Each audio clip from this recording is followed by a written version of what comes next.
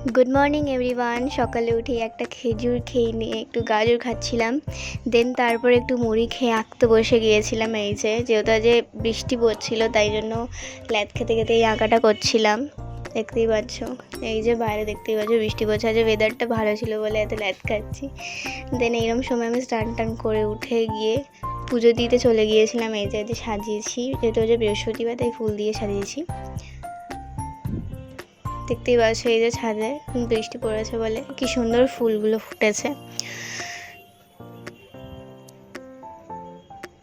দেন আমি নিচে চলে এসে স্কিন কেয়ারটা করে নিয়েছিলাম, দিয়ে আবার ওই সেম আঁকাটা নিয়ে বসে গিয়েছিলাম। যেহেতু এত ল্যাদ খাচ্ছি আমি আঁকা ঠিকঠাকভাবে করতেও পারছি না, দিয়ে লাঞ্চ করে একটু পড়তে বসে গিয়েছিলাম। দেন একটু রেস্ট নিয়ে ব্লিঙ্কিট থেকে একটু আইসক্রিম আর মিল্কটা অর্ডার দিয়েছিল। দেন পরে এসে একদম ডাইরেক্ট ডিনার করে নিয়েছিলাম। দেন রাতে দুধটা খেলাম। তো আজকের মতন এতটাই, বাই।